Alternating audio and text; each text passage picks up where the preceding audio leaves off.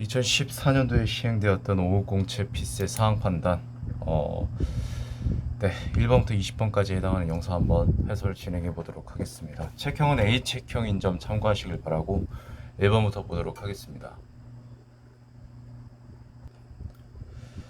자, 이제 맥주에 관해서 지금 나오고 있습니다. 북독일, 남독일 맥주는 맛의 차이가 분명하다라고 표현하고 있다는 건 그만큼 이제 뭔가 닮은 점보다는 차이점이 극명하다라는 뜻일 테고, 그럼 문제에서는 당연히 북독일과 남독일 맥주의 차이점을 근거로 해서 문제를 물어보겠죠. 선지에서. 자, 강한 맛이 생명인 게 북독일 맥주의 특징이라고 합니다.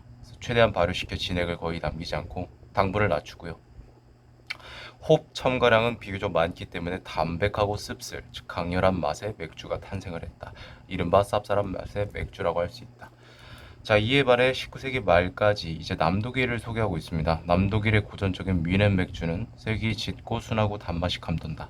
그래서 홉의 쓴맛보다는 메가 본래의 순한 맛, 여기서부터 차이점이 나오는 걸 우리가 확인해 볼 수 있겠죠. 자, 옥토버 페스트는 맥주 축제의 대명사라고 합니다. 뭐 이때 시작된 축제인데 경마대회가 시초라고 합니다. 원래 맥주가 아니었다는 거죠. 원래 취지예요. 네. 그래서 맥주와 무관했는데 몇 년 뒤 어쩌고저쩌고 해가지고 노점상에 들어서서 다시 몇 년이 지나서 완전히 맥주 축제로 바뀌었다라고 합니다. 축제 열리는 동안 세계 각국의 관광객이 독일을 찾고요. 이 기간에 숙박하려면 보통 어려운 게 아니라고 합니다. 저렴하고 좋은 호텔은 봄에 이미 예약이 끝난다. 축제는 2주 14일이죠. 10월 첫째 주 일요일이 마지막 날로 정해져 있다. 그러니까 불변한다라는 거죠. 불변이다라는 거죠. 뮌헨에 있는 오래된 6대 6개의 맥주 회사만이 옥토버페스트 축제장에 텐트를 설치할 수 있는데, 각 회사는 축제장에 대형 텐트로 비어홀을 내는데 두 곳을 내는 곳도 있다고 합니다. 그래서 이제 9에서 10이라고. 왜냐면 6대면 하나씩 하면 6개의 텐트만 있어야 되는데 9개에서 10개가 있잖아요. 뭐 그런 의미죠. 텐트 하나 5,000명 오케이. 전체는 뭐 10개라면 5만 명 정도 오케이. 14일 알겠고, 입장객 수 650만, 맥주 510만 리터 소비. 자, 1번 보도록 할게요. 10월 11일이 일요일이었다면 옥토버페스트는 9월 28일에 시작되었을 것이다. 14일이라고 했잖아. 10월 1일부터 11일까지는 11일이지. 그럼 나머지 3일을 채워주면 9월 28일부터 시작하면 되겠다. 왜? 28, 29, 30 하면 3일이니까. 1번 정답이네 하면은 위험합니다. 자, 분명히 10월 첫째 주 일요일 날 끝난다고 했습니다. 이 조건을 놓쳤다면 이거 아마 1번을 정답이라고 체크를 했겠죠. 안타깝지만 10월 첫째 주 일요일은 10월 11일이 아니라 10월 4일이 되는 걸 확인할 수 있기 때문에 틀렸다라는 거죠. 2번. 봄에 호텔 예약을 하지 않으면 기간에 저렴하고 좋은 호텔이 봄에 이미 예약이 끝난 거지. 여기 이 축제가 일어나는 그 근방 지역의 모든 호텔을 숙박을 예약할 수 없다. 봄에 예약을 하지 않으면. 그런 말은 어디에도 없습니다. 틀렸고요. 자, 처음부터 맥주 축제 아니었죠. 자, 북독일 맥주 좋아하는 사람이 뮌헨 맥주를 강한 맛이 없다. 맞죠? 북독일은 뭔가 쌉쌀하고 강렬하고 강한 맛 뭐 이런 거라면, 뮌헨은 뭐였죠? 메가가 가진 본래 순연한 맛 뭐 저저고 했잖아요. 그러니까 맞죠? 4번이 정답이고요. 자, 옥토페스트의 10개 텐트 알겠고 소비량이 비슷하다. 그러면 텐트 하나당 510만을 소비했으니까 51만이니까 두 개 텐트라면 102만 리터의 맥주를 소비했다라고 볼 수 있겠죠. 자, 그런데 하루 평균 7,000리터가 소비했다라고 했어요. 두 개 텐트 설치한 맥주 회사니까 총 그 회사는 102만 리터의 맥주를 소비했다라고 볼 수 있지만, 1일 소비량은 이제 여기서 14일을 나누면 되는 거죠. 뭐 딱 떨어지지 않아도 당할 필요 없습니다. 이 정도는 누구나 할 수 있습니다. 14 곱하기 7을 하면 98이거든요. 근데 102만은 이거보다 크잖아요. 나머지 4는 어떡합니까? 그냥 무시하세요. 7.xx만 리터가 되겠지. 오케이? 7,000리터. 잘못됐죠. 이것도 7이라는 숫자에만 우리가 집중을 했다면 틀릴 가능성이 있는 문제였습니다. 7만입니다. 2번 보도록 하겠습니다. 옳지 않은 걸 고르랍니다. 자, 봉수대 옛날에 그 조선시대 그 알리는 거죠. 봉군과 오장이 근무를 했다고 합니다. 그래서 고역을 직접 담당했고, 오장은 대상에서 뭐 봉군을, 이를테면 뭐 그냥 가볍게 좀 뭔가 예를 들어 보자면, 뭐 봉군은 뭐 하사, 뭐 오장은 뭐 중사 정도 되지 않을까요? 뭐 선임하사 뭐 이런 느낌. 자, 경봉수는 중앙봉수로 서울에 위치했고 연변봉수라는 게 또 있었답니다. 그 임무생이 가장 힘들었대요. 내지봉수가 또 있었는데 세 가지로 나뉘죠. 그러니까 이제 연변, 경봉수를 연결하는 중간 봉수로 수적으로 대다수였다면 얘가 메인이었다라는 뜻이 되겠죠. 연변 봉수와 내지 봉수의 봉군 정원은 매소 6인, 그냥 6인이다, 6명이다라고 보면 될 것 같고, 5장의 정원은 2인이다. 오케이. 자, 봉군은 신량 역천. 이거 보는 사람들 다 한국사 웬만해선 자격증이 있을 겁니다. 이거 보는 사람들이 거의 이제 피셋 준비하는 공무원 수험생 또는 NCS 공기업이거든요. 근데 이 둘 다 지원하는 사람들이 한국사 한는 거면 다 있을 거예요. 공무원 시험이 있어야만 하고 2급 이상이었죠. 그러니까 다 아마 알 겁니다. 신량 역천, 신분상 양인이나 역은 천, 즉 역이 역무 그 뜻이잖아요. 일하는 거. 그거는 천인이다. 뭐 이런 뜻이죠. 자, 이제 파발. 그 기마통신인 뭐 기발로 한성까지 의주가 그 북한에 있는 거잖아요. 맞죠? 한성 이렇게 해서 이때는 뭐 기발로 두었고 경홍이야 흥이야 아무튼 경우에서 한성까지 2300리 어쩌고저쩌고 뭐 했다고 합니다. 자, 동래에서 한성까지 남발은 뭐냐면 남쪽에서 출발한다라는 뜻이잖아. 동래는 지금의 부산광역시죠. 지금도 부산광역시에 동래구가 남아있잖아요. 부산의 뭐 중심이니 어쩌냐 했던 기억이 납니다. 그래서 뭐 이렇게 했다고 해요. 자, 발굴은 양인인 기보병으로만 편성을 했고요. 그 임금을 요하기 때문에 일주야, 즉 하루에 300리. 30리가 11km니까 300리는 120km죠. 중국보다 늦었던 이유는 이제 아무래도 대한민국 지형이 산이 많아가지고.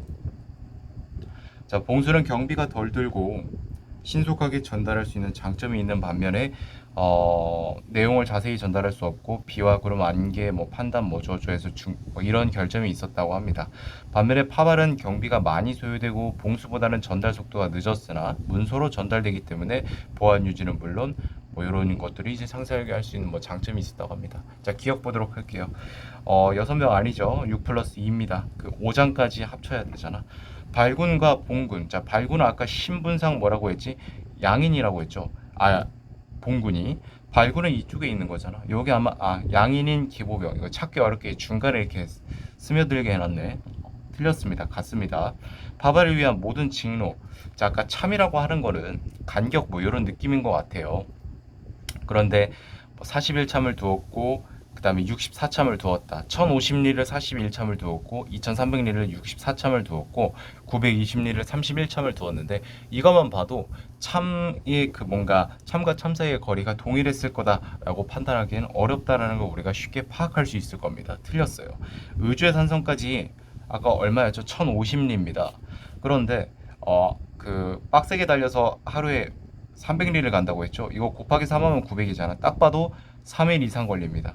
표현을 바꾸면 이 지문대로 표현을 하면 3주야가 되겠죠. 3주야 이상이 되겠죠. 다 틀렸습니다. 정답은 5번이 되는 걸 우리가 확인할 수 있습니다.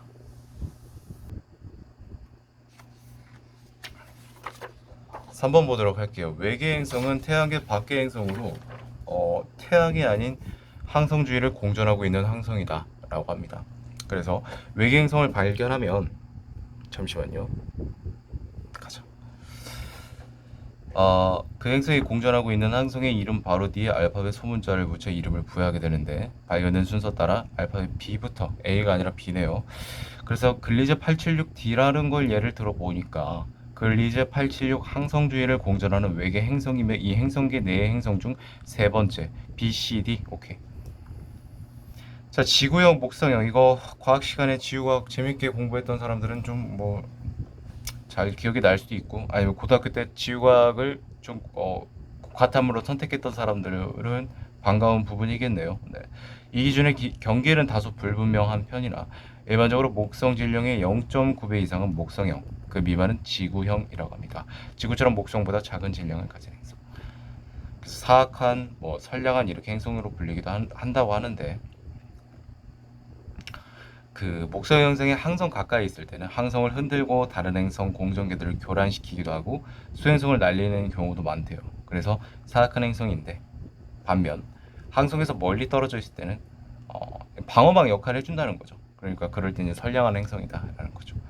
자, 표면 온도에 따라 뜨거운 행성, 차가운 행성으로 구분되고 적절한 거리를 유지를 하고 있어서 뜨겁지도 차갑지도 않아서 생물이 생존하는데 필요한 액체 상태의 물이 존재할 수 있는 표면 온도를 갖는 행성을 골디락스라는 표현을 쓴다고 합니다.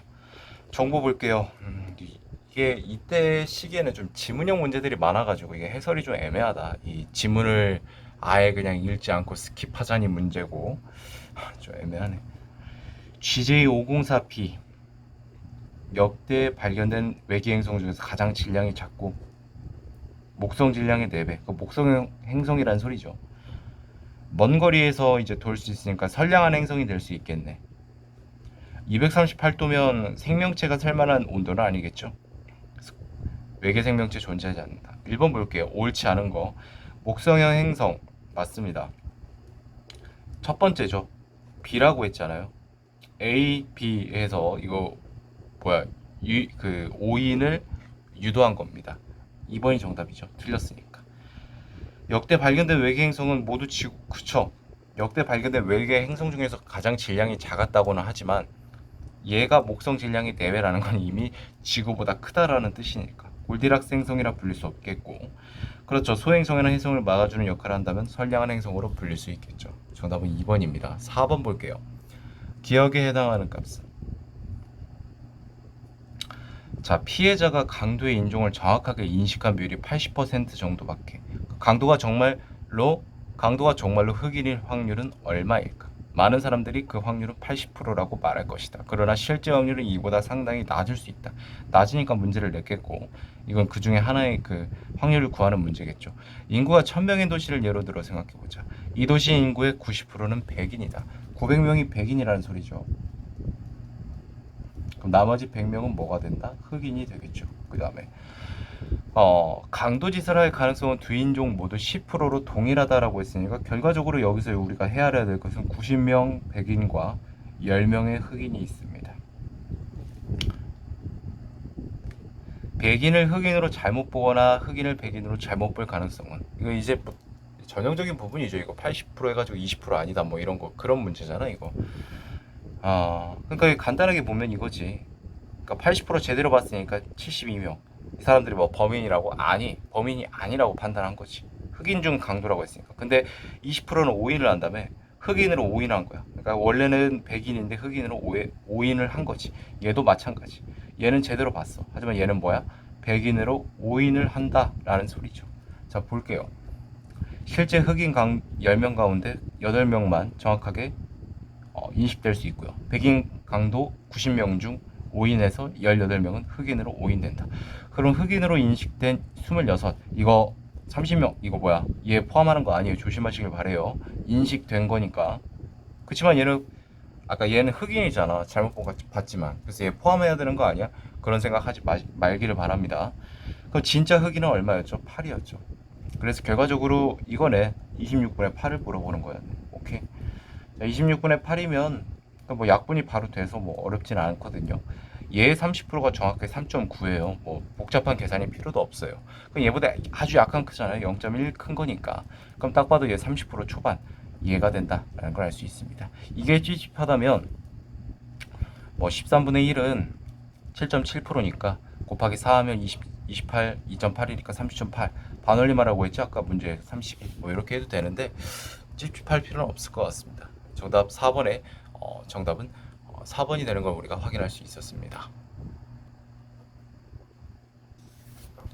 아이고, 글이 왜 이렇게 많은지 모르겠네. 이게 해설하는 입장에서요, 글이 많으면 굉장히 힘들어집니다. 아까도 말했지만 읽자니 버겁고 안 읽고 넘어가자니 빈약해지고 해설이. 보도록 합시다. 옳은 거. 국제사법재판소는 국가에게만 소송 당사자의 지위를 인정하고 있다. 그러니까 어찌됐건 국가가 그러면 이거를 소제기를 안 하면 투자자 권리가 구제되지 못한다라는 뜻이겠죠. 그래서 이거를 해결하기 위해서 투자 유치국의 법원보다 공정하고 중립적이며 사건을 신속히 해결하기 위한 중재기관으로 국제사법재판소가 아니라 이번에는 국제투자분쟁해결센터가 생겼어요. ICSID. 그래서 그렇다 합니다. 소재지는 이제 미국의 워싱턴이고. 그런데 이제 투자 유치국이 협약에 가입했다고 해서 바로 뭔가 이제 중재를 신청할 수는 없다고 합니다.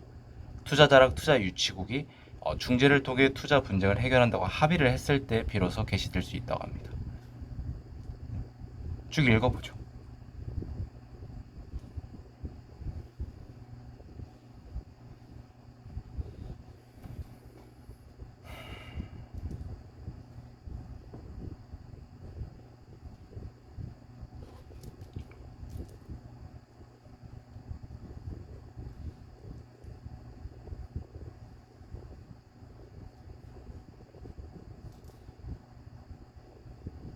그렇다고 합니다. 자, 주어진 상황도 보겠습니다.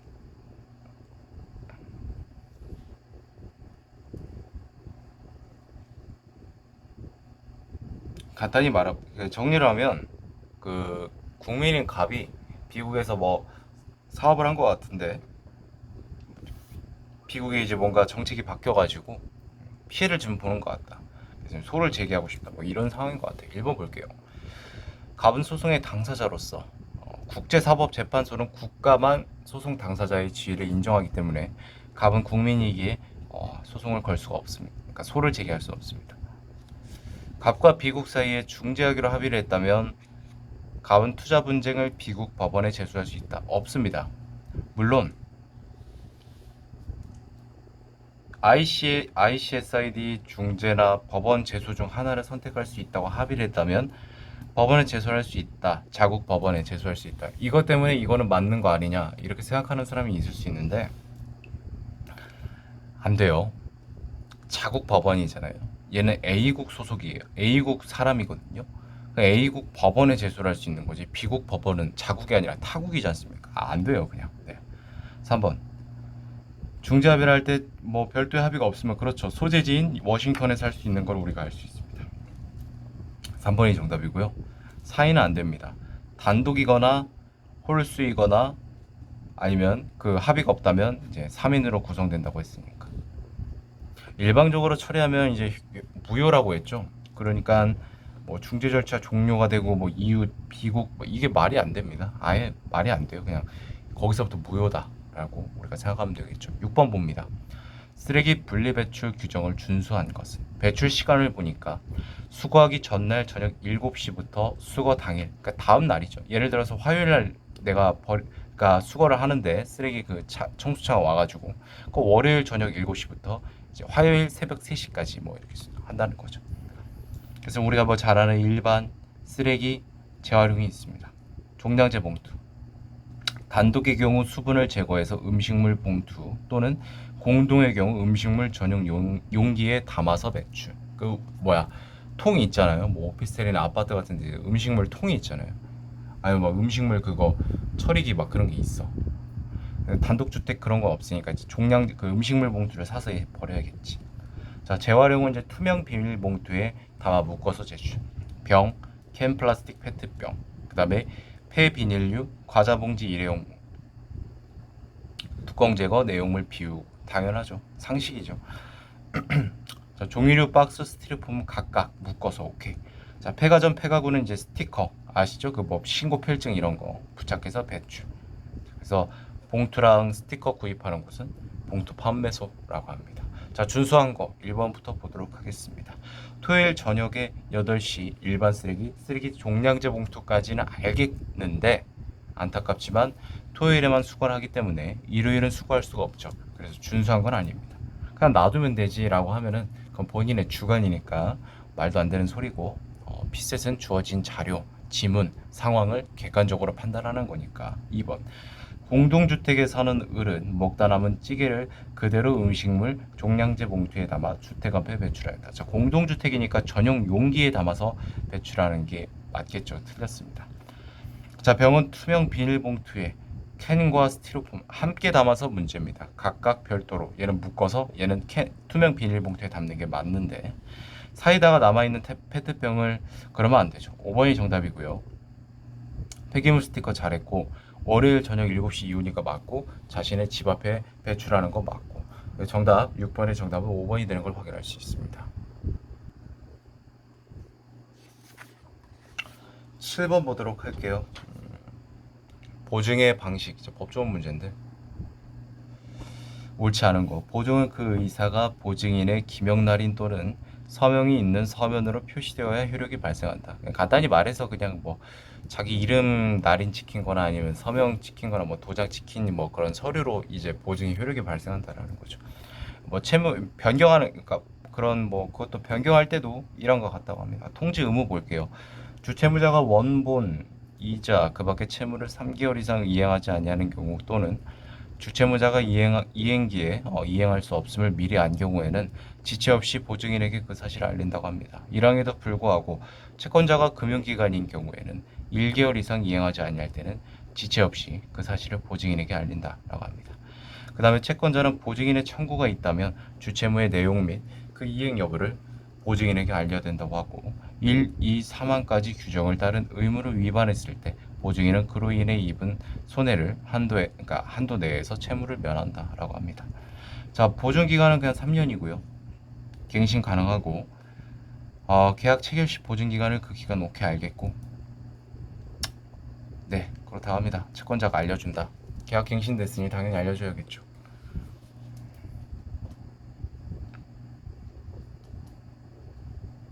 그렇다고 합니다. 설명을 해줬네요. 각주에서는 추가 정보가 아니라 보증인, 채권자, 채무자가 어떤 관계인지, 보증계약이 뭔지를 다시 한번 설명해주고 있습니다. 옳지 않은 거 1번.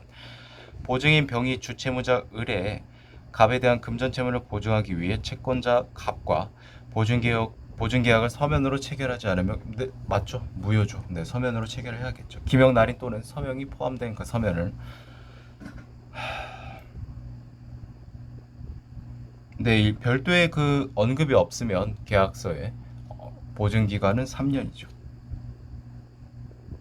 자, 금융기관이 아닌 채권자는요, 3개월 이상입니다. 2개월 이상이 아니라. 네, 이거 뭐 아까 봤죠? 네, 손해 입은 한도 내에서 채권자의 잘못이라면 보증인이 입은 채권자의 잘못으로 인해 보증인이 입은 손해에 대해서는 한도 내에서 책임을 면한다.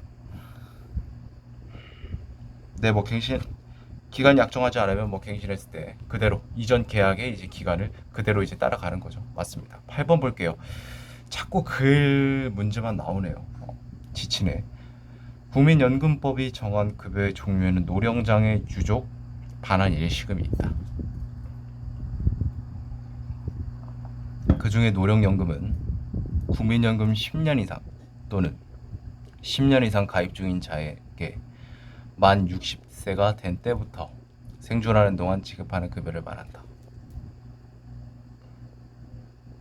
이혼한 사람도 일정한 요건을 충족하면 분할한 일정 금액의 연금을 받을 수 있는데 이를 분할연금이란다. 뭐 그렇다 합니다. 받기 위해서는요, 혼인기간 5년 이상, 근데 이제 국민연금 가입 기간 중에 혼인 기간만 해당된다고 합니다. 그러니까 5년 이상 같이 결혼해서 사는 것도 중요한데 그 5년 동안 이제 국민연금이 가입되어 있어야 된다라는 소리죠. 배우자가 이혼했고 노령연금 수급권자고 만 60세 모두 갖추게 된 때부터 3년 이내 청구하면 수령할 수 있다. 자, 취득한 후에 배우자였던 사람이 사망 등의 사유로 노령연금을 수령할 수 없게 된 때에도 영향을 받지 않고요. 분할연금은 재혼을 해도 계속 받을 수 있다고 합니다. 무조건 반으로 나누는 게 아니라 균등하게 오케이. 그리고 분할연금을 받던 사람이 사망하면 연금액은 전 배우자에게 원상복구되지 않고 그대로 소멸한다고 합니다. 공무원, 군인, 사학연금에서는 분할연금이 인정하지 않다. 옳은 거 1번 볼게요. 자, 8년째랍니다. 혼인한 비가 3년, 안타깝습니다. 5년이 안 돼서 받을 수 없습니다.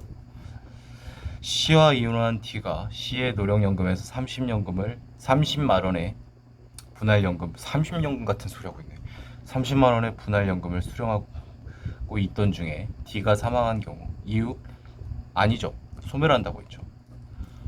지쳤나 봅니다. 30만 원의 분할연금을 30연금이라고 지랄하는 거 보니까 많이 지쳤나 내가. 3번. 이혼한 F가 아니죠. 만 60세에 도달한 때에 이제 자격이 생기는 거니까. 자, 이것도 아니죠. 왜냐하면 공무원 연금은 인정하지 않잖아요. 5번이 정답이 되겠네요.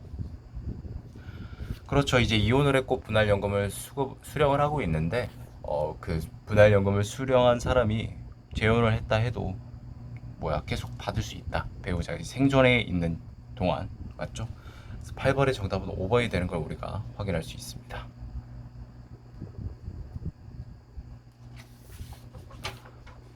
9번 볼게요. 좀 긴데 도시재생 사업이 가장 먼저 실시되는 지역을 찾는 거 문제입니다. 얘는 뭐 중요하지 않은 것 같은데 빨리 읽고 넘어가. 읽을 필요가 딱히 없는데 그래도 실전에서는 당연히 한 번씩 봐야 되니까 읽을 수밖에 없고요. 자, 두 번째 조항이 이제 핵심이 될 것 같아요. 다음 각 호 요건 중 2개 이상. 그러니까 지금 호가 하나, 둘, 세 개가 있거든요. 1, 2든지 1, 3이든지 2, 3이든지 이렇게 봐야 된다라는 거죠. 인구가 감소하는 지역 어느 하나 또 뭐까지 나와 있으니까 좀 볼 게 좀 많은 문제입니다. 어려운 문제라기보다는 최근 30년간 인구가 가장 많았던 시기 대비 현재 인구 20% 이상 감소. 최근 5년간 3년 이상 연속 인구 감소. 사업체.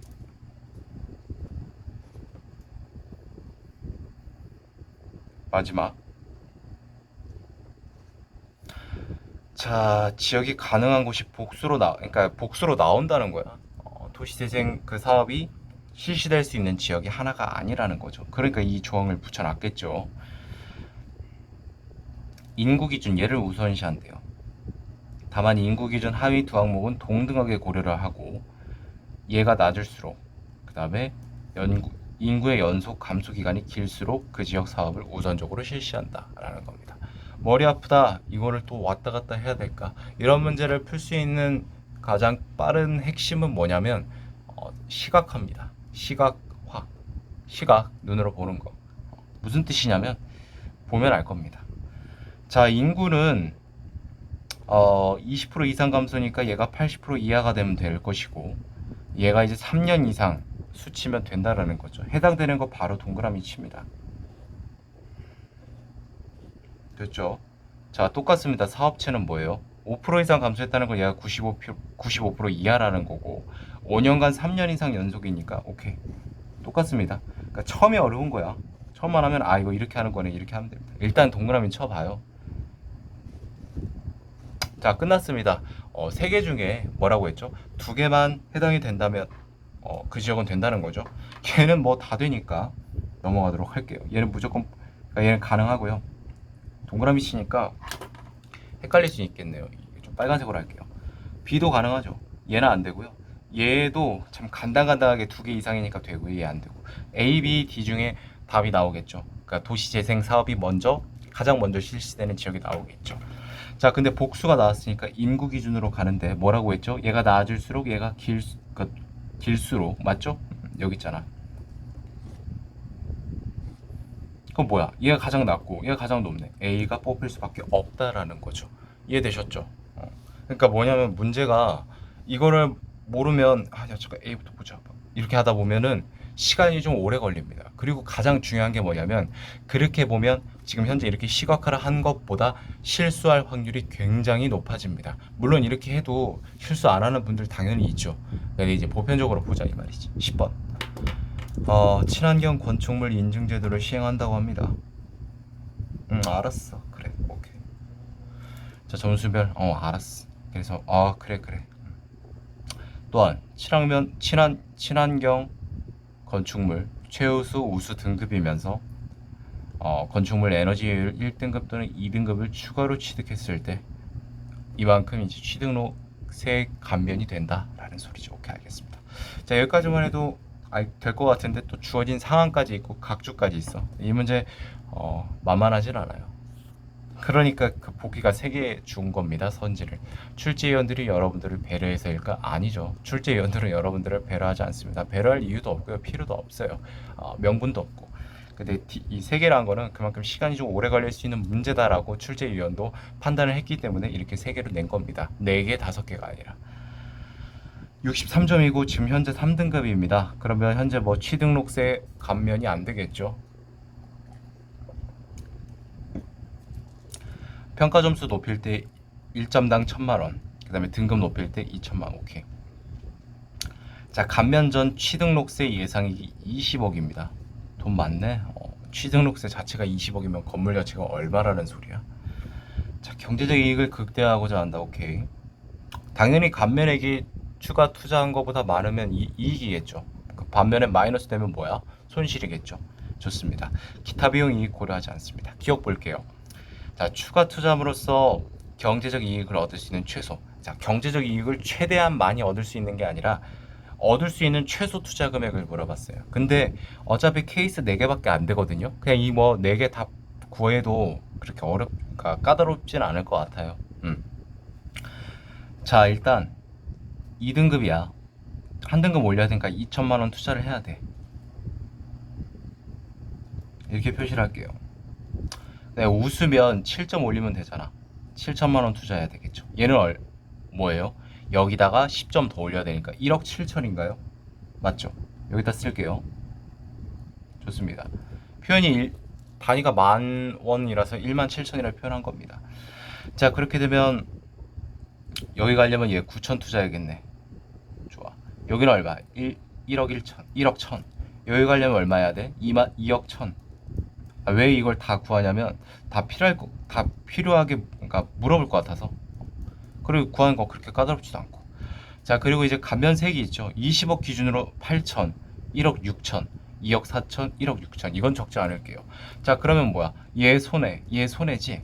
얘네 둘이 이득이야. 근데 최소 금액이라고 했잖아. 여기서 여기까지 가려면 1억이 더 필요하거든. 즉, 얘만 해도 1억 1천 투자하면 이익이니까 얘는 안 되고 손실이고. 그래서 1억 1천만 원이 맞다라는 소리가 됩니다. 자, 우수와 1등급을 받기 위해서 추가 투자할 경우 경제적 이익이 가장 크다. 얘네들은 손실이니까 볼 필요 없고, 이거 1억 6천이잖아. 28이 16이니까 5천만 원 이득인데 이해 볼까? 2억 20억에 12%면 2억 4천이죠. 3천 맞네. 봐봐요. 이거 다 구해놓으면 바로 풀리잖아. 자, 2등급을 받기 위해서 추가 투자를 하려면 일단 2천만 원이 필요하고, 그 다음에 혜택다운 혜택을 보려면 최소한 7천을 투자를 해야 돼. 우수가 돼야 되니까. 그럼 9천 투자한 건데 혜택은 8천밖에 안 돼. 이미 이렇게 해도 마이너스 1천만 원? 즉 손실이란 소리죠. 그러니까 가만히 있는 게 오히려 경제적으로 이득이다 라는 걸 알 수 있어요. 정답은 기억니은 3번이 되는 걸 우리가 확인할 수 있습니다. 11번 보도록 할게요. 여러분들 이게 막 그림 나오고 스포츠 경기 나온다고 쫄지 마세요. 오히려 이런 문제들이 더 아까 앞서 봤던 10번보다 더 쉽습니다. 자, 경기 상황에 이어질 서브 방향이랑 선수의 위치를 골라달라. 오케이. 복식 경기를 한답니다. 배드민턴. 점수를 획득한 팀이 서브권을 갖고요. 서브권이 상대 팀으로 넘어가기 전까지는 팀 내에서 같은 선수가 연속해서. 오케이.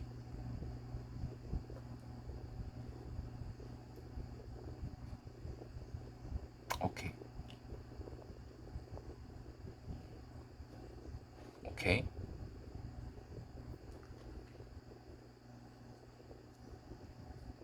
굳이 뭐 배드민턴 배경지 이런 거 없어도 충분히 풀 수 있는 문제입니다. 그러니까 쫄지 않기를 바랍니다. 네, 그렇죠. 자, A팀이 1점을 득점했네. 4대 3이지. 그리고 A가 계속 서브를 하고 있었다는 건 이전에도 A가 계속 득점을 하고 있었다는 거죠. 이전 득점도 좋습니다. 자, 그래서 여기 지금 이렇게 표현을 해놨어요. 자, 4점이니까 짝수니까 우측에서 서브를 해야겠네. 그러면 우측에 서브를 해야 되니까 얘네들은 아니겠네. 그리고 A가 서브를 했잖아. 같은 선수가 계속 서브를 해야 되니까 얘도 아니겠네. 3번, 5번 중에 답이 나오는데 마지막을 볼게요. 마지막에 뭐라고 돼 있냐면 서브를 받는 팀은 자신의 팀으로 서브권이 넘어오기 전까지는 선수끼리 코트 위치를 바꾸지 않는다라고 했죠. 그러니까 CD가 그대로 가야겠다라는 소리가 됩니다. 즉 5번이 정답임을 우리가 알 수 있습니다. 쉽죠? 자, 그 다음에 12번 보도록 하겠습니다. 자, 12번. 조건에 따라 게임을 할 때 옳은 거를 골라라. 이 문제 만만치 않은 문제죠. 보기가 3개여서 네, 맞습니다. 만만치 않은 문제예요. 왜 만만치 않냐면, 자, 카드 게임 흔히 잘 나오는데, 상황 판단에서 잘 나오는 소재인데 1부터 7까지 적힌 숫자 7장 카드는 알겠어. 근데 이게 세 벌이기 때문에 어려운 겁니다. 얘네들이 중복될수록 그만큼 경우의 수가 많아지기 때문에 그 말인즉슨 난이도는 뭐 상승. 왜? 우리가 따져야 될 네 글자 뭐뭐의 수, 경우의 수가 늘어났기 때문에. 그러니까 상황 판단이지. 세 명이 7장씩 오케이 알겠고 갑부터 시작을 해서 갑을병 차례로 손에 든 카드를 한 장 내고 이때 바로 전 사람이 낸 카드와 오케이.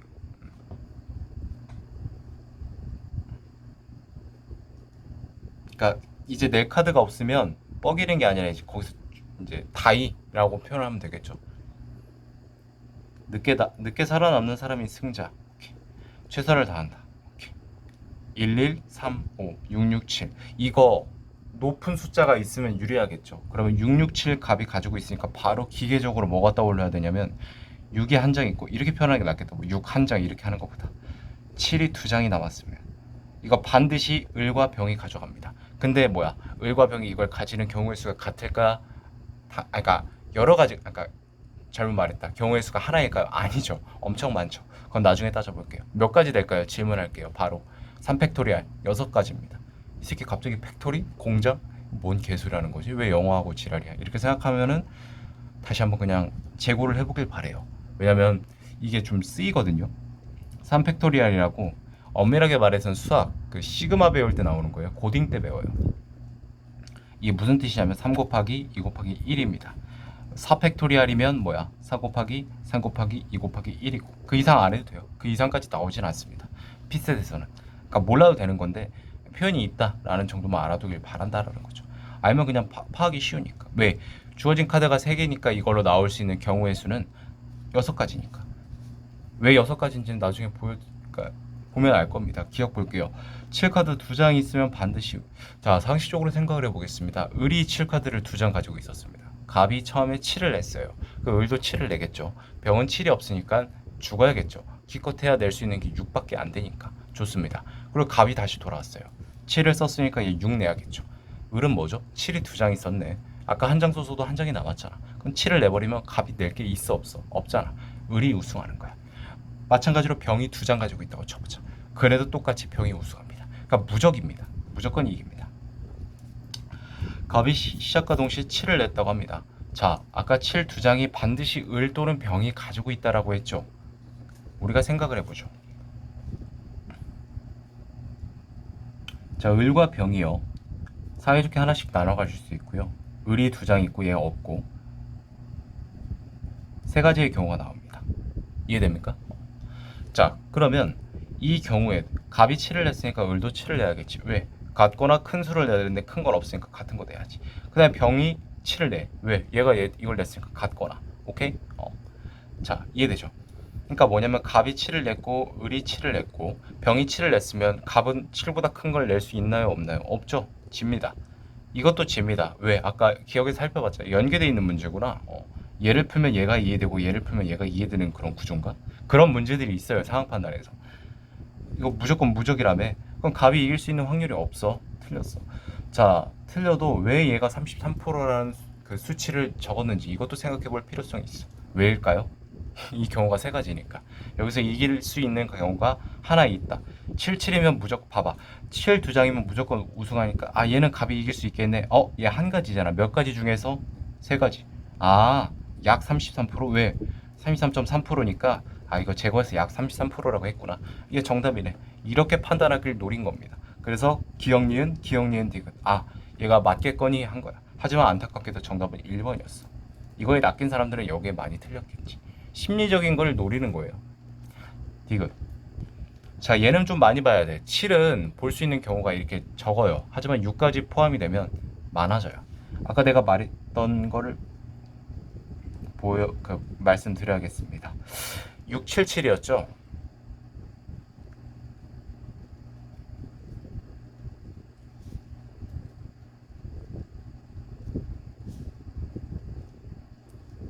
아, 7. 자, 됐습니다. 하나, 둘, 이거 하나의 경우잖아. 1, 2, 3, 4, 5, 6. 아까 제가 뭐라고 했죠? 얘가 조합을 할 수 있는 경우의 수가 3팩토리알이라고 해서 6가지라고 했죠? 6가지 나옵니다. 근데 아까 뭐라고 했지? 7 두 장 있으면 필승이라며. 반드시 이긴다며. 그러니까 얘는 갑이 이길 수 없어. 얘도 없고요. 얘도 없어. 그러니까 이게 파악만 하면 그렇게 어려운 문제는 아니었어. 근데 이 파악하기가 굉장히 그냥 어려운 문제가 맞구나. 그냥 어렵다고 표현을 할게요. 자, 그리고 여기랑 여기를 따져봐야겠지. 왜? 7이 두 장이 아니기 때문에. 자, 그럼 여기서 한번 따져볼까요? 갑이 6을 냈대요. 그 을도 6을 내겠죠. 그 다음에 병은 낼 게 얘밖에 없죠. 7. 그럼 갑도 7을 꺼내야겠죠. 하지만 을도 7을 꺼내네. 이해되셨나요? 그럼 이제 얘는 탈락했고, 그럼 갑이 7보다 같거나 큰 게 없잖아. 집니다. 자, 이거 볼게요. 갑이 6을 냈어. 을은 7밖에 낼 게 없습니다. 왜? 6이 없으니까. 그럼 병도 7을 내야겠죠. 다 사라집니다. 근데 아직 갑은 7을 안 썼네? 그럼 뭐야? 을, 병, 아무것도 낼 수 없어요. 이깁니다. 6분의 몇? 1, 16.67. 즉 33 아니다 라는 거죠. 정답은 1번이 되는 걸 우리가 확인해 볼 수 있었습니다. 13번 볼게요.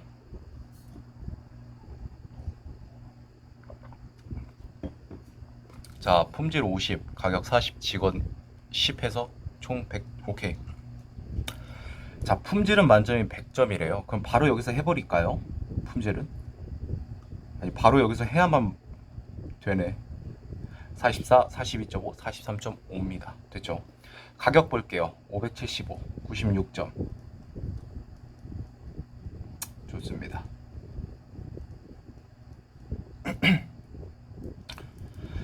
자, 그냥 여기 이제 0.4를 곱하고 여기 0.1을 곱한 값을 더해서 이것까지 더하면 최종 점수가 나온다. 근데 그렇게까지 할 필요는 없습니다. 이거 비교로 가는 문제네요. 1번 기억. 총점이 가장 높은 게 을이냐 라고 했습니다. 자, 볼게요. 이게 지금 각각 96인데 100이니까 4점 차이 나지. 그러니까 엄밀하게 말하면 4점에 0.4를 곱한 1.6점. 그럼 얘랑 얘를 볼게. 얘보다 얘가 크니까 하물며 얘까지 크잖아. 그러니까 얘는 볼 필요 없어. 얘 꼴등이야. 딱 봐도 1.5점이 높아. 하지만 얘가 1.6점이 높아버리기 때문에 최종적으로 0.1점이 높다. 누가? 을이. 그리고 병원 꼴등이 맞아. 기억 맞습니다. 현재보다 가격을 30만원 낮게 하면 여기에 속하니까 2점이 올라가죠. 자, 그럼 비교를 해볼게요. 98, 100이니까 2점이 올라가는데 0.4니까 0.8점이 올라가. 하지만 1.5점이 높아져서 최종적으로 얼마? 0.7점이 높다. 누가? 갑이. 누구보다? 을보다. 갑이 을보다 0.7점이 높아. 따라서 을보다 더 높은 총점 얻을 수 있을 것이다. 오케이, 맞습니다. 자, 실전에서는 디귿 보지 않고 넘어가는 게 맞습니다. 시간 없어요. 자, 직원 규모를 10명 늘렸어.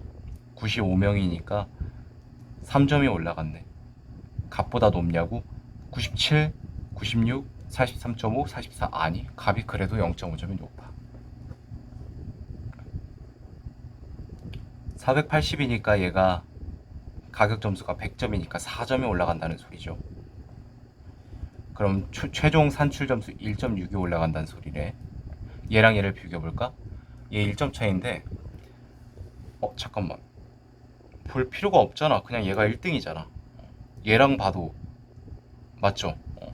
이게 물론 딸린다 해도 기껏해야 3점 차이에 10%라서 0.3밖에 차이가 안 나는데 이미 여기서 1.6점이 올라버리기 때문에 병이 선정될 수밖에 없어요. 협력업체로. 가장 높은 점수라서. 5번이 정답이고요. 14번 보도록 하겠습니다. 자, 14번 같은 문제가 굉장히 중요하고 위험한 문제입니다. 실수할 수 있고요. 문제에서 주어진 조건을 굉장히 놓치면 안 되는 문제죠. 그러니까 내가 이거를 그냥 자신 없어 찍고 넘어가도 상관없어요. 왜? 이 문제 찍고 두 문제를 맞추면 되니까. 하지만 풀어야겠다 하면 이거 진짜 정신 차리고 봐야 되는 문제입니다. 왜냐면 A균, B균이 리터당 각각 몇 마리. 이게 뭐냐면 왜 이거를 바로 문제를 보지 않고도 알 수 있냐면 문제 형태만 봐도, 그러니까 좀 많이 보다 보면 피세 문제를 그 감이라는 게 있습니다. 이 문제는 그런 문제가 맞을 겁니다. 주스를 제조하는 공장을 운영하고 있어. 갑회사 물과 을회사 물을 정화한 후 섞어서 사용. A균이 갑회사의 물에 있고 B균이 을회사 물에 있어. 리터당 1000마리씩 균일하게 존재. A균은 70도 이상에서 10분간 가열하면 90% 사망. 죽는데 B균은 40% 이상 되면 즉시 증식 10%가. 필터. 오케이. 자외선 뭐가 많죠 벌써부터. 10분간 90%, 80% 오케이.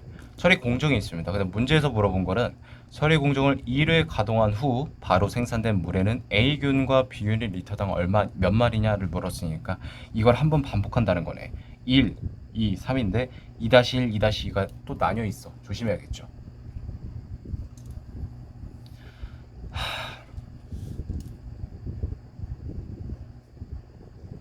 자, 그러면 일단 볼게요. 공정 1을 거쳤을 때 얼마가 살아남는지. 90% 80%가 죽으니까 1000마리씩 있다고 했죠. 100마리랑 200마리가 살아남았네요. 자, 이 공정을 볼게요. 얘는 따로따로 가야 되는데. 이거부터 보고 가자.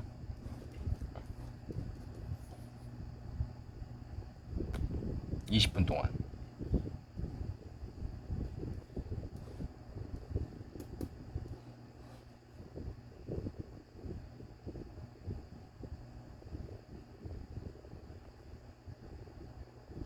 오케이. 갑에사의 물을 100도씨 이상에서 10분간 가열. 90% 죽어요. 10마리 생존 남습니다. 필터 20%가 살아요. 40마리. 공정 3. 그냥 배 아파하면 되는 거 아니야? 이렇게 생각할 수 있죠. 그렇게 생각하면 이 문제 14번 문제가 아닙니다. 분명 뭔가 있습니다. 또 따져봐야 됩니다. 조심하길 바랍니다. 공정 3을 거친 물의 온도가 왜 이걸 언급을 했을까?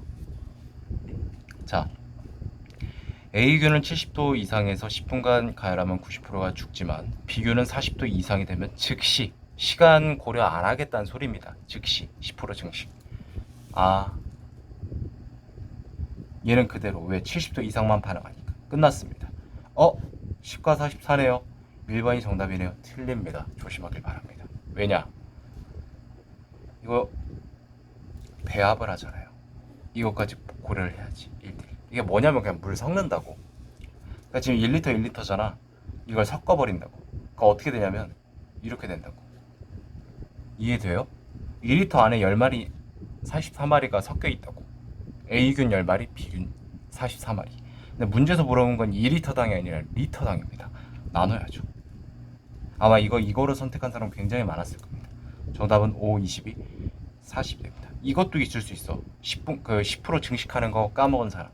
근데 또 이것도 있을 수 있어. 나 이거 안 낚였는데 5, 20 이거 정답이야 했는데 틀렸어. 집에 와서 채점해보니까 왜 틀렸나 했더니 증식 조건을 빼먹은 거지. 만만한 문제 아닙니다. 14번. 정답 4번.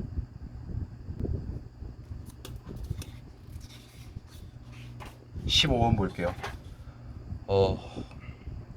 가장 많은 품삯을 받은 일꾼은 일전은 10푼이다. 그러면 뭐야? 이건 나중에 따지자. 어차피 품삯은 나중에 봐야 될 부분인 것 같아. 자, 일꾼의 이름과 직업 품삯이 나와 있대요. 그러니까 이거 이제 더 이상 볼 필요 없고, 그러니까 이름, 직업 이거를 지금 판별하는 게 가장 급선무네. 이걸 해야 이 문제가 풀린다는 소리네. 조건만 보면 되니까 칸은 좀 여기다. 이거 좀 표를 만들어야겠다.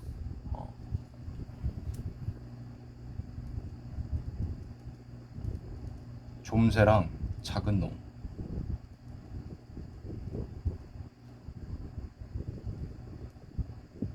그러니까 퍼즐 같은 문제라고 보시면 돼요.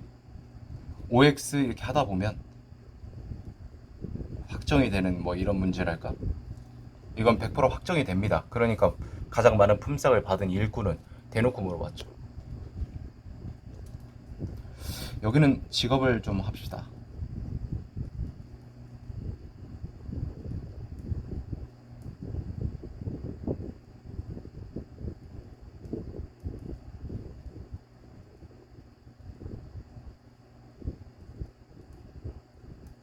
자, 이제 주어진 조건에 따라서 이거를 하나하나씩 우리가 채워봅시다. 김씨가 2명 있고 이씨가 1명 있어. 박씨가 1명이고 윤씨가 1명. 오케이. 이들의 직업은 오케이.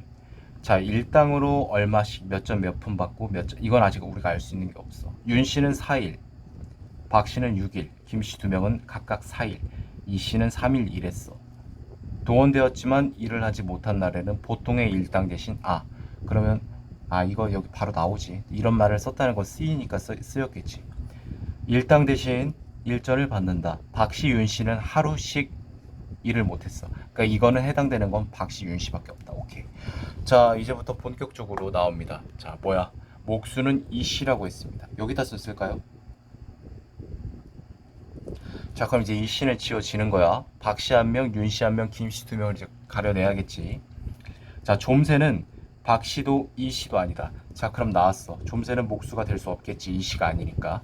어인놈은 단천공이다 라고 대놓고 주어졌어. 이런 소중한 정보를 놓치면 안 되지.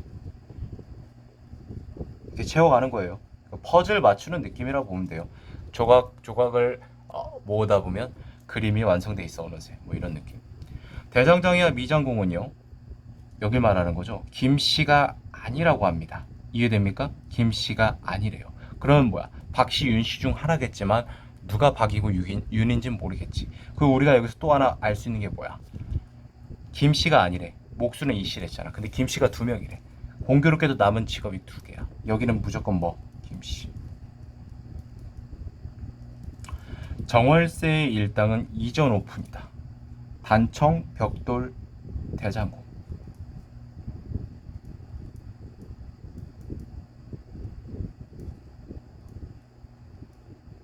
이거 중에 하나인데 이미 어인놈이 단천공이기 때문에 둘 중 하나. 오케이.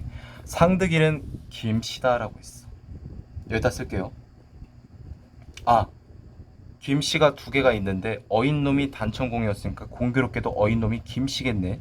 그럼 나머지 얘가 김씨니까 벽돌공이 될 수밖에 없어. 왜? 대장장이 미장공은 김씨가 아니고 목수는 이씨니까. 됐죠? 이렇게 채워가는 겁니다. 좋습니다. 또 윤씨는 대장장이가 아니다. 그럼 뭐야? 미장공일 수밖에 없지. 나왔네. 하지만 아직 동그라미는 안 쳤지. 자, 좀새는 박씨도 이씨도 아니래. 박씨도 이씨도 아닌데 얘도 아니야. 그럼 얘 좀새는 뭐야? 미장공이 될 수밖에 없다라는 소리지. 체크 완료. 또 정월세 봐야지. 자, 정월세 봅니다. 벽돌공 나왔죠? 그럼 대장장이밖에 없지. 끝났네. 자, 됐습니다. 자, 이제 돈 얼마 받는지 품삯 계산해야지. 이것만 했어도 이 문제 어려운 문제 맞아요. 그러니까 뭐냐면 예를 들어서 1, 2, 3, 4, 5가 이렇게 물어보는 거지. 좀새는 뭐 단천공이다. 작은 놈의 성씨는 뭐다. 이렇게만 물어봤어도 이 문제 어려운 건데 여기서 한 번 더 해야 돼. 돈 구해야 돼. 일당.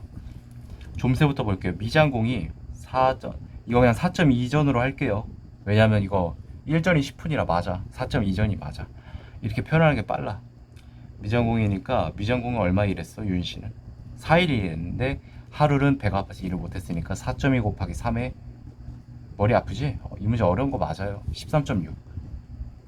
그냥 어려운 게 아니라 좀 많이 어려운 문제가 맞아요. 지금 나와도 엄청 어려운 문제 맞습니다. 작은 놈은 목수죠. 목수도 4.2인데 작은 놈은 이씨니까 3일 일했네. 그럼 4.2 곱하기 3 하면 12.6.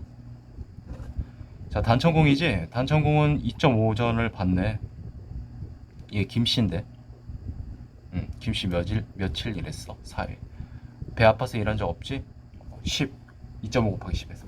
자, 상득도도 김씨니까 4일 일했어. 얘도 뭐 없잖아. 그럼 얘 벽돌은 얼마 받지? 10. 마지막 한번 볼게요. 정월세가 대장장이지? 대장장이가 2.5입니다. 그 다음에 정월세가 윤씨거든? 박씨잖아.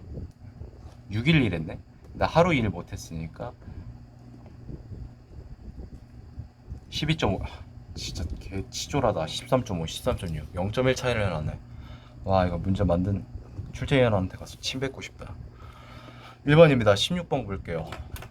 자, 15번도 어려웠지만 16번도 쉬운 문제가 아닙니다. 왜? 얘는 작아서 만만해 보이나? 만약에 그렇게 느꼈다 라고 한다면 아직 피셋 공부가 덜 된 사람입니다. 이것도 어려운 문제입니다. 두 번째로 전환을. 자, 중요한 건 두 번째입니다. 첫 번째 마지막도 아니고 두 번째입니다. 그 말은 무슨 뜻입니까? 그러니까 여기서 우리가 빠르게 캐치를 해야 돼. 첫 번째 전화 걸 대상은 바뀔 가능성이 있다, 경우가 있을 확률이 높다라는 뜻이고요. 하지만 두 번째는 무조건 고정이 될 수밖에 없다를 캐치해야 됩니다. 아시겠죠? 아, 힘들어.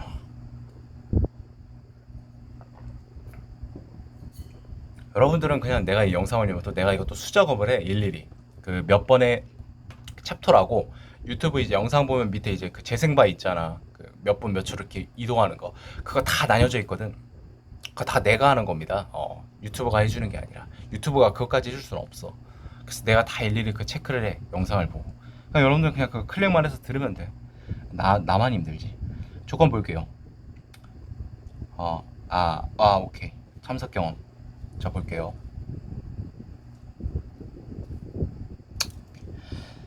A 먼저 전화를 걸고 F를 해야 된다라는 소리. 오케이. D부터 걸고 C부터 걸어야 된다는 소리.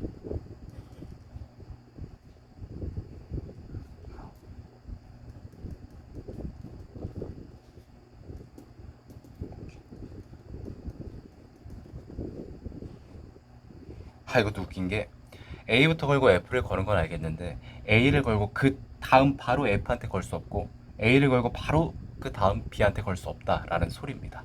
그리고 마지막 참석 경험이 있는 거니까 A, D가 되죠. 이렇게 곧바로 다이렉트로 전화할 수 없다라는 소리가 되겠죠. 이해되시죠? 혹은 D를 걸고 바로 A가 될 수도 없다. 뭐 이런 느낌이죠. 명단에 있는 모든 자문위원에게 1회만 전화를 건다고 합니다. 좋습니다. 자, 여러분들 이렇게 생각해 봅시다. 첫 번째 전화를 걸 수 있는 사람들은 일단 우리는 아직 모르니까 6명이라고 봅시다. 자, 그런데 이걸 볼게요. F가 첫 번째다. 첫째다. 말이 안 되는데. A부터 걸고 F를 해야 된다며. 오케이. F 탈락. 지금 이거 정답 두 번째로 하는 애가 아니라서 탈락하는 거 아닙니다. 첫 번째 대상이 아니라는 소리입니다. 여기다 낙서해도 나중에 두 번째로 확정이 되니까 걱정하지 마시고. C도 볼게요. C가 먼저 하면 안 되는데. 왜? D부터 해야 되는데. 오케이. 마찬가지네. 많이 지워지는군요. 다행입니다. 그나마. D. 나머지는 다 가능해. 아직 뭐 위배 조건이 없잖아. 그 A, D, E를 기준으로 이 문제를 풀면 되겠습니다. A부터 볼게요. 바로 B 안 되고 뭐야? 이거 참고할까? B 안 되고 D 안 돼. 그 다음에 F도 안 돼. 즉 F, B, D도 안 돼. 그럼 C나 E 둘 중에 하나만 해야 된다라는 소리죠. 그러면 얘를 C를 해야 될까? 맞아? 안 돼. 왜?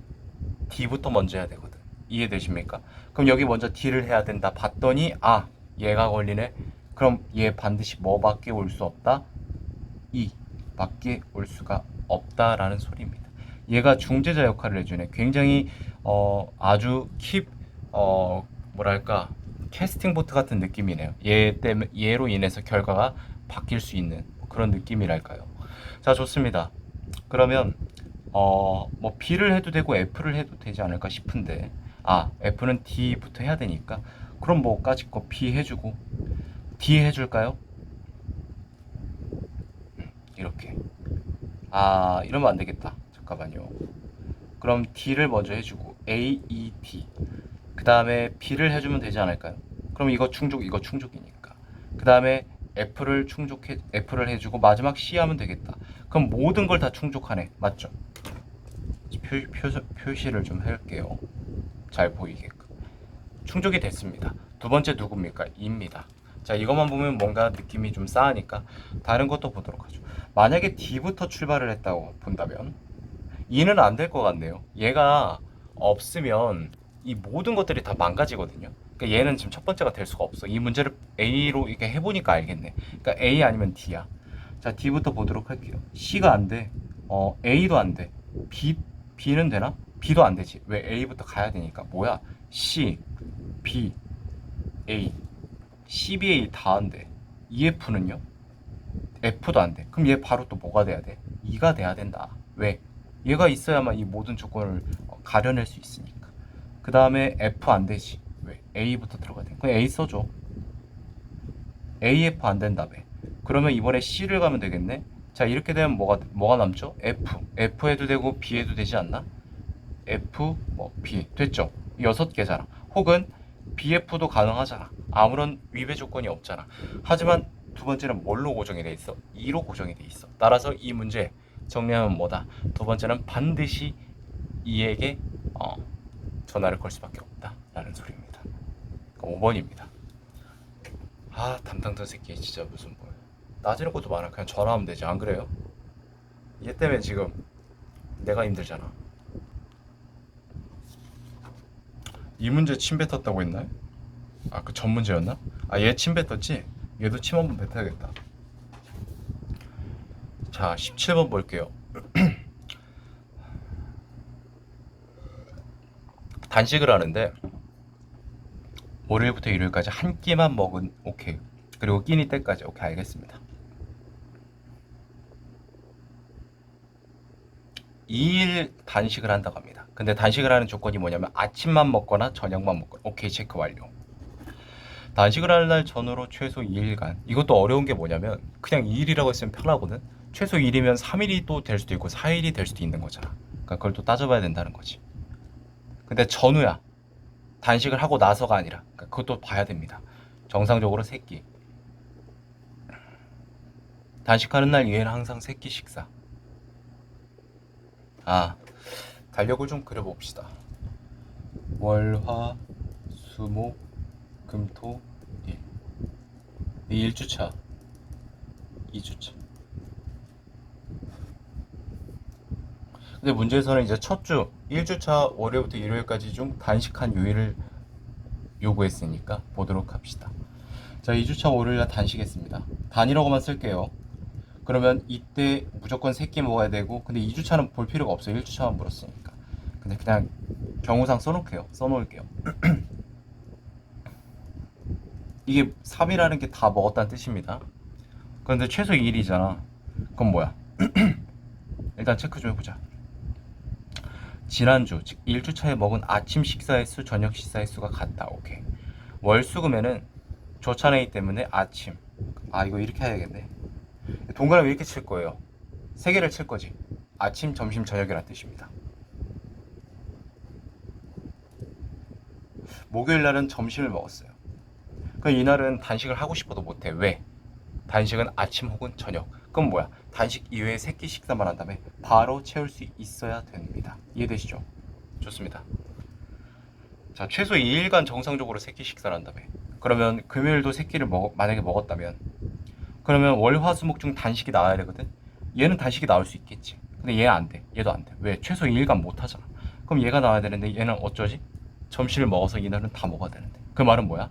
최소 2일이 아니라 2일간 단식했구나 라는 걸. 그러니까 후는 모르겠어.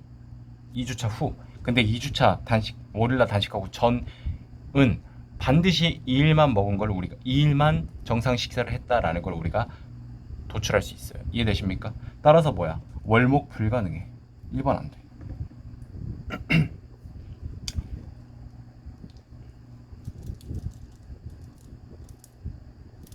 아, 잠깐만. 이걸 왜 내가 얘를 동그라미를 3개를 쳐서 큰일 날 뻔했네.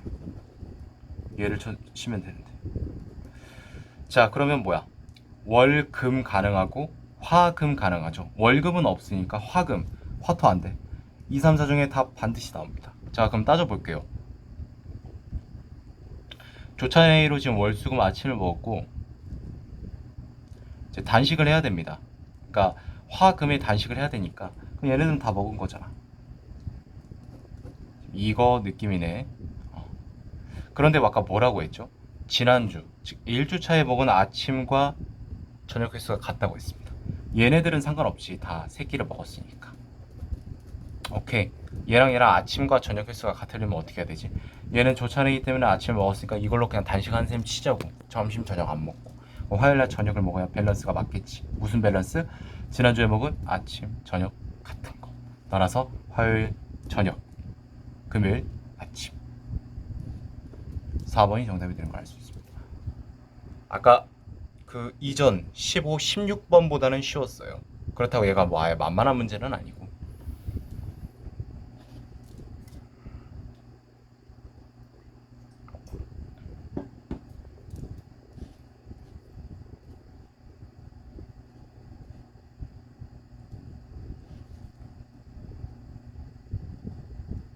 아, 13579.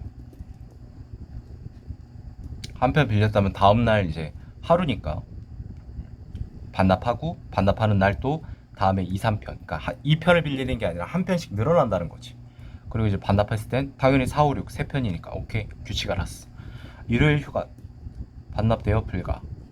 다음 날인 월요일에 반납과 대여를 한다. 이 경우에 하나요. 일요일은 대여 일수에 포함되지 않는다. 자, 이 말이 잘 안 와닿을 수 있거든요. 이거 보자마자 바로 아 이거네 하면은 진짜 머리가 좋은 거고. 근데 걱정하지 마세요. 문제 풀다 보면 아 이게 이 말이었어 이렇게 될 겁니다.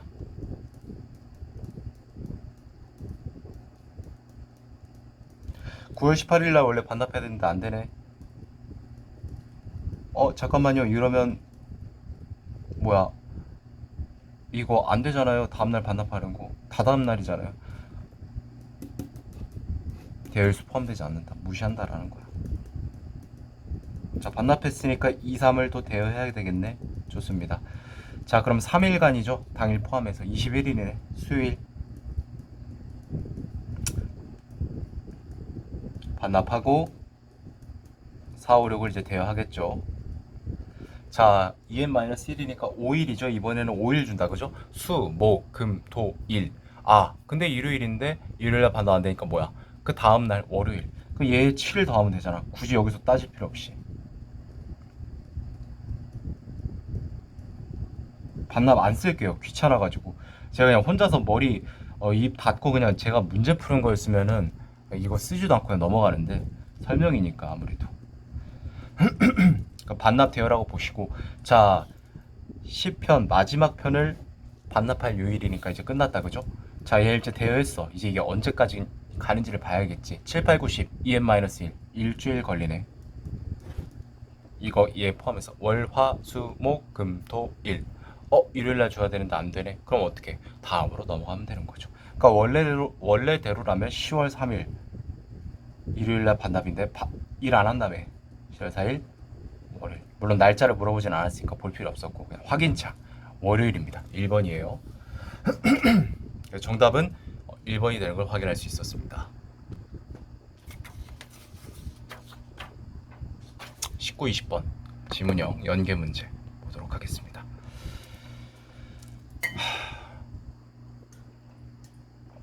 수시력을 그대로 계승한 명예 대통령을 썼대요. 조선시대 때. 하루를 백각 또는 자축인묘 진사오미 이거 12간지 12진으로 나뉘었다고 합니다. 12진은 전반부가 시작되는 걸 초정으로 했답니다. 그러니까 일종의 지금의 뭐 오전 오후 이런 느낌이라 보면 될까요? 뭐 맞으면 맞는 거고 아니면 아닌 건데 뭐 그냥 그런 느낌. 1653년 서양역법을 토대로 중국의 시연력을 채택해요. 시연력이라는 게 또 이제 바뀌었나 봐요. 하루를 96각 또는 12진으로 하였다라고 합니다. 96각 보니까 바로 그냥 바로 그냥 뭐 이게 떠오르네요. 24시간이거든요. 그러니까 결과적으로 나누면은 내각에 1시간에 속하는 거구나 라는 걸 느낌이 옵니다. 1시간은 60분인데 그럼 일각에 15분임을 알 수 있겠네 라는 느낌이 되죠. 15 곱하기 96 하면 뭐가 되냐면 1500에서 60 빼면 1440이거든. 이걸 외우고 있는 사람이 있을지는 모르겠는데 하루는 1440분입니다. 근데 이 정도는 다 상식으로 알고 있는 사람이 있을 수 있습니다. 많을 수도 있고요. 근데 이제 초까지 알 수 있는 사람이 또 있긴 하겠죠. 근데 많지는 않을 거예요. 하루가 24시간 1440분 86,400초입니다. 이거 60 곱하면 86,400이 나오거든. 그런 건 알 수 있겠네. 자, 밤은 12진법과 중국 한대일에 쓰인 오경제를 병행. 이걸 제가 왜 하냐면 공대 나왔거든요. 이과 출신은. 외울 수밖에 없어요. 귀찮아가지고. 시간 물어보는 문제들이 많았습니다. 물리학 때.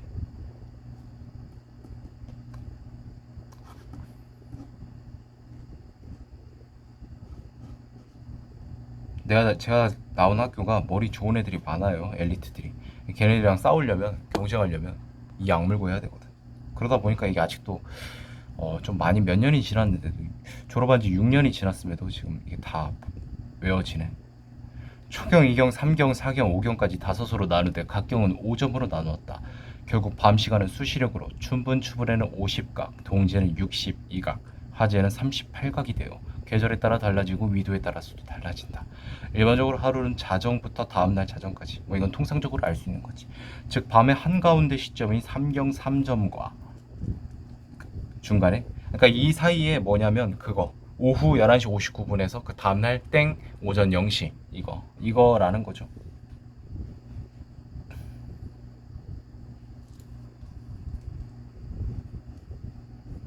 인정과 파루 제도를 두었다고 하는데 초경 3점에 종을 28번 쳐서 성문을 닫았던 인정부터 오경 3점에 종을 33번 쳐서 성문을 열었던 파루까지는 통행 금지.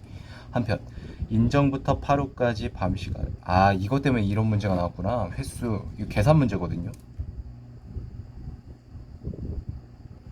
북 한 번, 징 3번, 이걸 5번 되풀이. 4점은요? 그러니까 점이 늘어날 때마다 북 치는 횟수가 1에 늘어나고 5번 되풀이하는 건 똑같고, 5점이니까 이제 5회 쳐야겠네. 북 한 번은 그대로고.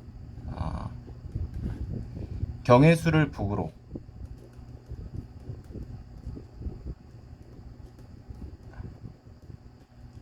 반복해서 오경 3점에는 북 5번과 징 3번은 알겠는데 5회 되풀이 하지 않고 1회만 친대. 그 오경 1점, 2점은 그대로 그냥 5회 되풀이 한다는 소리네.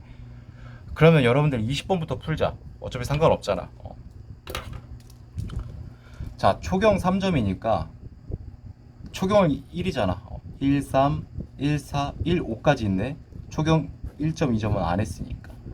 얘는 5로 동일하잖아. 그럼 15가 되겠지. 5번, 5번, 5번이니까. 맞죠? 그 다음에 얘는 뭐야? 3, 4, 5. 뭐 이거 그냥 하면 되는 거잖아. 더하면 12. 이걸 몇 번? 5번. 이거죠, 지금? 그럼 뭐가 되지? 75와, 잠깐만. 얘는 5번 되풀이 된 거네. 잘못 표시했다. 그러니까 3번이다. 15. 여러분들 이렇게 표시할게요. 얘가 북이고 징이에요. 친 횟수. 좋습니다. 자, 이경은 이제 1점부터 가는 거잖아요. 이거잖아요. 그쵸? 얘를 5번 하는 거고. 그럼 얘가 10번이니까 얘는 50번 바로 나와요. 근데 이제 얘가 문제인데, 그러니까 상식으로 알아두세요. 1 더하기 2 더하기 3 더하기 4 더하기 5잖아. 1씩 늘어나잖아. 이게 몇 개예요? 5개죠. 이게 엄밀하게 표현하면 이거거든. K까지 해가지고 N의 합은, 얘가 공식이 이렇게 표시가 돼요. 고딩 때 배우는 건데 시그마라고 합니다. 합. 뭐 그 딥하게 알 필요 없고, 이거 모른다고 수학 뒤져볼 필요 1도 없어요. 0.1도 없어요. 아니 0.00001도 없어요. 걱정하지 마요. 그냥 이것만 알아둬요. 여러분들 그 막 상황 판단 때문에 경기수 뭐 양팀씩 몇 번씩 되풀이 한다 해가지고 뭐 경기수 그 공식 알잖아. n-1. 그 다음에 이거는 이제 양팀이 번갈아서 뭐 2번씩 할 때고, 한 번씩 하면은 뭐 2분의 1, 이거랑 똑같은 느낌이에요. 그러니까 지금 숫자가 5개잖아. 5, 6, 2 하면 바로 15가 나오잖아. 아닌 그러면 뭐 1 더하기 1 더하기 3, 잠깐만, 이거 안 해도 되잖아. 5개네? n 플러스 1, 5, 6, 30, 반절, 오케이. 이렇게 넘어가도 되는 거잖아. 15예요. 15 곱하면 75가 된다. 자, 3경도 볼게요. 똑같지? 곱하기 5 하는 거잖아. 얘는 15 곱하기 15니까 75. 25 늘어나지. 왜 1이 더 늘어났으니까. 그러니까 얘가 1이 늘어난 거잖아. 5개고 5의 되풀이 하니까 25가 늘어나는 거야. 결과적으로. 얘는 똑같지. 75로. 고정이잖아. 한번 구해놓으면 편한 거지. 자, 4경도 바로 나오네. 25만 더해주면 되는 거. 얘 그대로 고정이잖아. 5경은 문제다. 왜? 얘는 마지막에 또 한 번만 친대. 그러니까 이거 뭐야? 10회, 50회. 얘는 3, 15회. 마지막 한 번이니까 5, 3 하면 55, 18. 더 더하면 답 나올 겁니다. 제가 제대로 계산을 했다면 답이 나올 겁니다. 이거 3개 225, 285. 이거 더하면 303이네. 75, 75, 150, 200, 305. 잠깐만, 맞아? 15, 65네. 295. 1번입니다. 바로 나왔죠. 굉장히 어려운 문제입니다. 이거 마지막까지 어려울 줄은 몰랐네. 자, 이제 글 보고 판단할게요.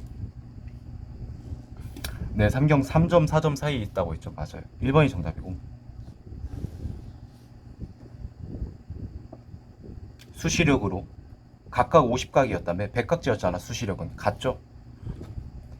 혼각과 신각의 종을 친 게 아니라 혼각과 신각의 시간을 제한 그 시간을 밤으로 이렇게 결정했다는 거고, 인정과 파루의 징을 친 겁니다. 인정과 파루까지의 밤 시간에는 매 전마다 이거 아니고 저녁과 새벽을 알리게 하는 인정과 파루 제도를 두었대요. 그래서 종을 쳐서 닫았던 인정이니까 이때 종을 쳤다는 거지. 그다음 열 때는 파루고, 수시력의 백각은 수시력은 백각이었잖아. 그러니까 1440분이니까 오늘날 14.4죠. 굳이 따지고 보자면 아니에요. 시연력으로 봤을 땐 맞아. 시연력은 96각이니까 이때는 맞아. 시연력의 일각은 오늘날에 15분이다 했으면 맞겠죠. 5경제는 아닙니다. 12지는 맞을 수 있겠지만, 맞을 수 있을 수도 있겠지만 얘는 아니에요. 얘는 계절에 따라, 위도에 따라 달라지기 때문에 오늘날의 2시간이라고 딱 잡아서 말할 수 없습니다. 19번에 1번이었습니다. 자, 여기까지 2014년도에 시행되었던 5급 공채 PSAT 상황 판단 1번부터 20번까지 해당하는 해설 영상 마치도록 하겠습니다.